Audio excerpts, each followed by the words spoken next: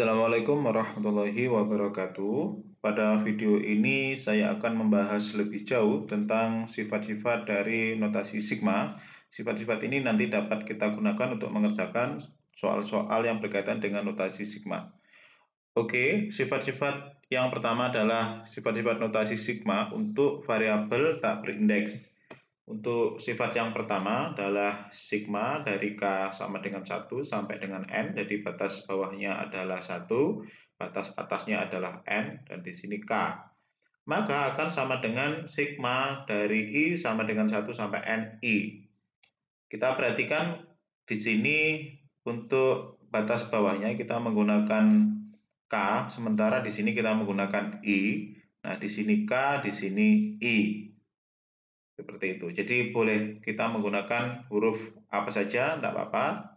Yang penting kalau di sini kita menggunakan K, maka di sini harus K.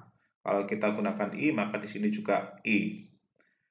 Nah, untuk contoh yang atau sifat yang kedua, sigma dari K sama dengan M sampai N, C sama dengan N dikurangi M ditambah 1 dikali C. Dengan C itu adalah konstanta atau bilangan yang tetap.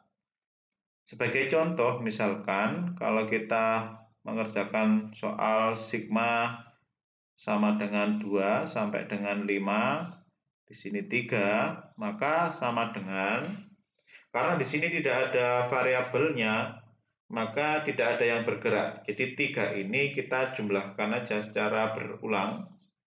3 tambah 3, jadi hitungnya ini kan untuk K sama dengan 1, K sama dengan 2, K sama dengan, oh maaf ya, di sini karena di sini tadi kita mulai dari K sama dengan 2. Jadi K sama dengan 2, K sama dengan 3, K sama dengan 4, K sama dengan 5. Sampai batas atasnya 5. Nah, sama dengan 3 tambah 3 tambah 3 tambah 3 sama dengan 12. Ini kalau kita menggunakan yang biasa. Sekarang kalau misalkan kita menggunakan sifatnya, maka di sini akan sama dengan, nah, N adalah batas atas, berarti 5 dikurangi M batas bawah ditambah 1 dikalikan C, C-nya adalah 3. 5 kurangi 2 tambah 1 adalah 4 dikali 3 sama dengan 12. Kalau misalkan banyak sukunya lebih sedikit, memang seolah-olah lebih cepat menggunakan secara langsung. Tetapi kalau banyak sukunya itu lebih banyak, misalkan di sini sampai dengan 100, maka kita akan lebih mudah menggunakan cara seperti ini, menggunakan sifatnya. Oke, sekarang kita ke soal atau ke sifat nomor 3. Sigma dari K sama dengan 1 sampai N, CK, maka sama dengan C. C-nya kita pindahkan ke depan, C dikali sigma K sama dengan 1 sampai N, K. Dengan C adalah konstanta. Sebagai contoh, misalkan sigma dari K sama dengan 1 sampai dengan 5, 3K. Maka di sini akan sama dengan, ini langsung ya, ada sigma, berarti 3 dikali 1 ditambah 3 kali 2 yang ada dalam tanda kurung ini berjalan dari 1 sampai 5. 3 kali 3 ditambah 3 kali 4 ditambah 3 kali 5. Nah, sama dengan 3 kali 1 3 ditambah 6 ditambah 9 ditambah 12 ditambah 15. Nah, tentu saja perhitungan seperti ini akan membutuhkan waktu yang cukup banyak. Sehingga kita dapat menggunakan cara seperti ini, menggunakan sifatnya. Jadi sama dengan, karena di sini ada konstantanya kan 3 tetap ya, 3, ini 3, ini 3, ini 3, ini 3. Berarti 3-nya dapat kita keluarkan saja, 3, kemudian yang berjalan adalah K-nya. Jadi ini akan bisa kita ubah menjadi seperti ini 5, di sini K. Nah, 3-nya keluar, K-nya yang berjalan. 1 ditambah 2 ditambah 3 ditambah 4 ditambah 5. sama dengan 3. Nah, perhitungan ini dapat kita gunakan rumus penjumlahan dari aritmetika 1 tambah 2 tambah 3 tambah 4 dan seterusnya sampai ditambah n. Ini rumusnya adalah n per 2 dikali n plus 1. Nah, sehingga kita dapat terapkan n per 2-nya. N per 2, n-nya adalah 5, berarti 5 per 2 dikali 5 plus 1, atau 3 kali 5 per 2 dikali 6. Kita coret aja dengan ini jadi 3. 3 kali 5 kali 3 adalah sama dengan 45. Berikutnya adalah sifat yang nomor 4. Sigma dari K sama dengan M sampai N, K sama dengan sigma K sama dengan M plus P. Batas atasnya N plus P, K dikurangi P, atau sama dengan K sama dengan M dikurangi P, batas atasnya N kurangi P, di sini K plus P, dengan P adalah bilangan bulat. Jadi sifat yang nomor 4 ini kita gunakan untuk mengubah batas bawah maupun batas atas. Jadi kalau batas bawahnya ini kita tambah, maka yang atas juga kita tambah, tetapi K-nya dikurangi. Sebaliknya, kalau batas bawahnya dikurangi, batas atasnya dikurangi, maka K ini akan ditambah. Sebagai contoh, misalkan K sama dengan 1 sampai dengan 5. Nah, kita gunakan contoh yang sedikit-sedikit atau kecil-kecil saja ya, biar mudah menghitungnya. K seperti ini. Maka ini akan sama dengan 1 berjalan dari 1 sampai 5, 1 tambah 2 tambah 3 tambah 4 ditambah 5, dan kemudian kita bisa menggunakan rumus ini, 5 per 2 kali 5 plus 1, 5 per 2 dikali 6 sama dengan 15. Sekarang kita coba mengubah batas bawahnya, apakah nanti memberikan hasil yang sama. Misalkan batas bawahnya ini kita jadikan 3, berarti kan kita tambahkan 2. Yang atas juga kita tambah 2. Nah, tetapi K-nya dikurangi 2. Nah, seperti ini. Sehingga akan sama dengan sigma K sama dengan 3, berubah jadi 3. Yang atas berubah jadi 7, tetapi di sini dikurangi 2. Kita coba apakah hasilnya akan sama.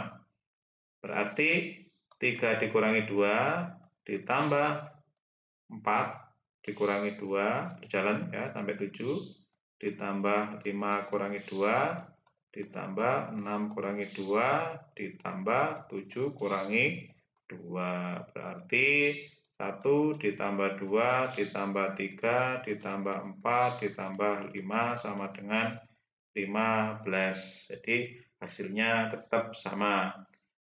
Untuk mengubah batas atasnya menjadi lebih kecil, misalkan menjadi 0 seperti itu, nanti adik-adik bisa mencobanya sendiri ya. Sekarang kita ke sifat yang berikutnya, yaitu sifat nomor 5. Sigma dari K sama dengan 1 sampai M-1, K ditambah sigma K sama dengan M sampai dengan N, K, maka sama dengan K sama dengan 1 sampai N, K, dengan M itu kurang dari N. Sebagai contoh, misalkan seperti ini. Sigma dari K1 sampai dengan 4, K, ditambah sigma K sama dengan 5, ini sampai 10 K. Kalau kita perhatikan di sini urut, ini 4, di sini 5. Nah, kalau urut berarti bisa kita tuliskan sigma dari K sama dengan 1 sampai dengan 10 langsung di sini 10. Ini K ya, dengan syarat bahwa di sininya sama. Kalau di sini K, di sini juga K. Sekarang ke soal yang nomor 6 atau sifat yang nomor 6, sigma dari K sama dengan S sampai SK, ya sama dengan S kalau batas bawah sama dengan batas atas, maka akan sama dengan batasnya saja. Jadi kalau misalkan sigma dari K sama dengan 3 sampai 3, di sini K ya akan sama dengan 3. Sekarang kita akan bahas sifat-sifat notasi sigma untuk variabel yang berindeks. Variabel yang berindeks itu maksudnya seperti ini. Indeks itu bilangan yang kecil-kecil yang ada di bawahnya ini ya. A, K, K-nya itu tulis kecil. A1, seperti misalnya kalau kita nulis A1, nah 1 ini indeks. 2, seperti itu. Nah, sifat ini hampir sama seperti sifat yang variabel tak berindeks. Jadi nomor 1 sama, nomor 2 juga sama.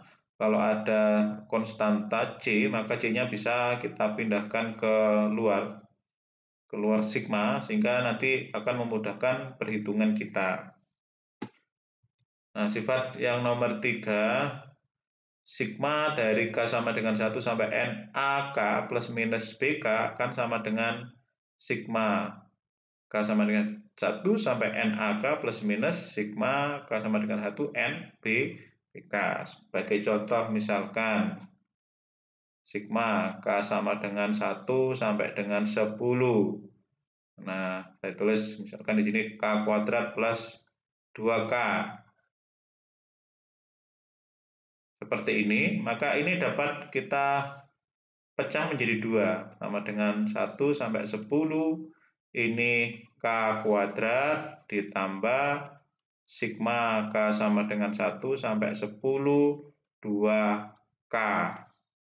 Atau kemudian sigma K sama dengan 1 sampai 10, K kuadrat. Nah, ini menggunakan sifat yang sebelumnya, kalau ada konstanta, konstantanya bisa kita pindah keluar. 2 sigma K sama dengan 1 sampai dengan 10K.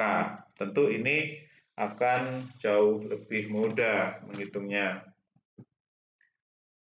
Nah, sekarang ke sifat yang nomor 4, sigma dari K sama dengan M sampai NAK.